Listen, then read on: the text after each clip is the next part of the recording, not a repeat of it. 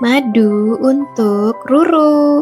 Di sebuah hutan yang hijau dan cerah, hiduplah seekor beruang kecil yang lucu bernama Ruru. Tiap pagi, Ruru suka berjalan-jalan sambil menyapa bunga-bunga yang bermekaran. Suatu hari, hidung Ruru yang mungil mengendus wangi yang sangat lezat. Wangi apa ini? Manis sekali, gumam Ruru. Ia pun mengikuti wangi manis itu. Wangi itu membawanya ke sebuah pohon ek yang besar. Di salah satu dahannya tergantung sebuah sarang lebah yang ramai. Seekor lebah kecil bernama Bibi sedang berjaga di pintu masuk. Mata Ruru berbinar melihat madu emas yang menetes dari sarang. Tanpa berpikir, ia mulai memanjat pohon itu. Aku hanya ingin mencicip sedikit saja, pikir Ruru.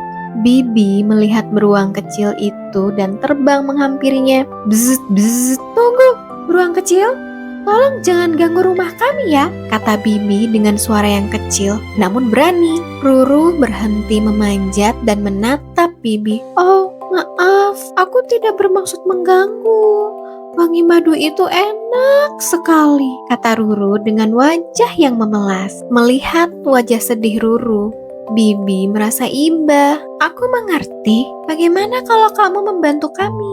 Sebagai imbalannya, kami akan membagi sedikit madu denganmu, kata Bibi. Mata Ruru langsung berbinar gembira. Tentu saja, serunya.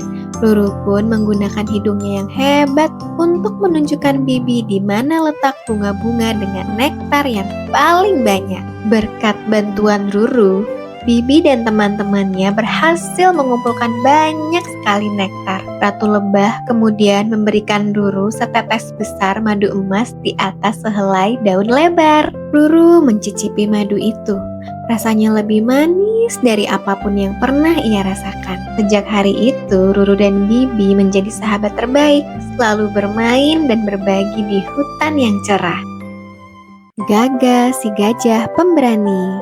Di sebuah hutan yang rindang, hiduplah seekor gajah kecil bernama Gaga. Gaga adalah gajah yang paling ceria dan pemberani di seluruh hutan. Setiap pagi, ia menyapa matahari dengan trompet belalainya yang mungil. Suatu hari, saat berjalan-jalan di antara pepohonan, Gaga mendengar suara tangisan kecil. Suara itu terdengar sangat sedih dan datang dari atas. Gaga melihat ke atas dan menemukan seekor anak burung kecil di dahan yang tinggi. Ia tampak sendirian dan ketakutan. Halo, kenapa kamu menangis? Sapa Gaga dengan suaranya yang lembut. Aku tidak bisa turun. Aku takut sekali. Cicit si anak burung, namanya Pipit. Ia baru saja belajar terbang, tapi sarangnya terasa sangat jauh di atas sana. Melihat Pipit yang ketakutan, Gaga si gajah pemberani langsung bersemangat. Jangan khawatir Pipit, aku akan membantumu turun.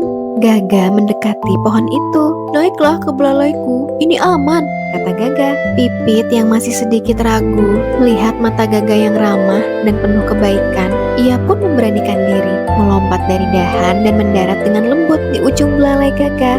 Dengan sangat perlahan, Gaga menurunkan belalainya sampai Pipit bisa melompat dengan aman ke rumput yang empuk. Hore, Pipit sudah di bawah. Terima kasih Gaga, kamu gajah paling baik dan pemberani di seluruh dunia, kata Pipit dengan gembira sambil mengepakkan sayapnya. Gaga merasa sangat senang bisa membantu. Sejak hari itu, Gaga dan Pipit menjadi sahabat terbaik. Mereka bermain bersama setiap hari dan Gaga belajar bahwa keberanian sejati adalah tentang menolong teman yang membutuhkan, tidak peduli sekecil apapun mereka.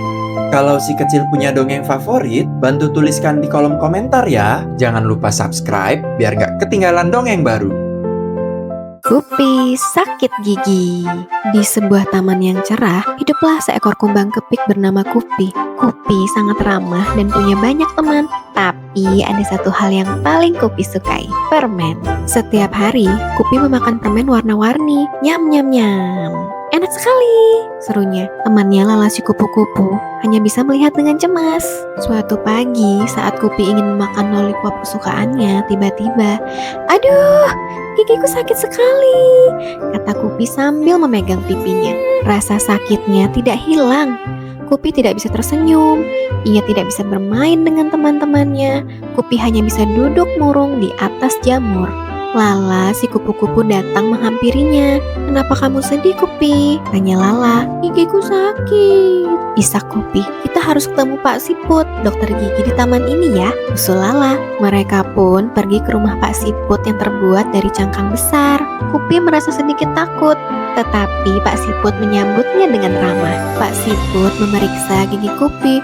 "Ah, Kupi, kamu terlalu banyak makan permen dan lupa menyikat gigimu," kata Pak Siput. "Gula membuat gigimu jadi sakit." Kupi merasa menyesal. "Maafkan aku, gigiku," bisiknya. "Mulai sekarang aku akan makan makanan sehat seperti buah-buahan dan sayuran." Setelah giginya diobati, Kupi merasa jauh lebih baik. Sekarang ia senang berbagi apel renyah dengan Lala. Rasanya jauh lebih enak dari permen. Kupi belajar pelajaran penting hari ini. Permen memang enak, tapi makanan sehat membuat tubuh kita kuat dan tersenyum ceria sepanjang hari. Kalau si kecil punya dongeng favorit, bantu tuliskan di kolom komentar ya. Jangan lupa subscribe biar nggak ketinggalan dongeng baru. Jarum emas dan ayam yang ingin terbang. Di sebuah peternakan yang ceria, hiduplah seekor anak ayam bernama Koko. Koko berbeda dari ayam lainnya. Setiap pagi, ia tidak hanya berkokok menyambut matahari, tetapi juga menatap langit dengan penuh damba. Mimpi terbesarnya adalah bisa terbang tinggi seperti elang. Jauh di atas puncak gunung yang berkabut, tinggal seekor elang bijaksana bernama Gagah. Gagah bukanlah elang biasa. Di salah satu sayapnya terselip sebatang jarum emas ajaib yang berkilauan. Sebuah pusaka yang membuatnya terbang dengan gagah berani. Dengan segenap keberaniannya, Koko mendaki gunung untuk bertemu Gagah. "Wahai elang yang gagah perkasa, aku sangat ingin merasakan terbang. Maukah engkau meminjamkan jarum emas ajaibmu? Barang sebentar saja," Cicit Koko dengan sopan. Gagah melihat ketulusan di mata Koko dan tersenyum. "Baiklah anak pemberani, silahkan pakai. Tapi berjanjilah untuk menjaganya baik-baik. Jarum ini sangat berharga untukku." Dengan hati-hati, Gagah menyerahkan jarum emas itu kepada Koko. Koko menyematkan jarum emas itu di sayap mungilnya. Ajaib! Ketika ia mengepakkan sayapnya, tubuhnya terasa ringan dan ia pun terangkat ke udara. "Aku terbang! Hore, aku terbang!" Serunya dengan gembira. Koko menari-nari di angkasa, menyapa kupu-kupu, dan melambai pada bunga-bunga di bawah. Dunia terlihat begitu indah dari atas. Ia merasa menjadi ayam paling bahagia di seluruh dunia. Saat sedang asyik terbang, mata Koko menangkap sesuatu yang menggoda di tanah.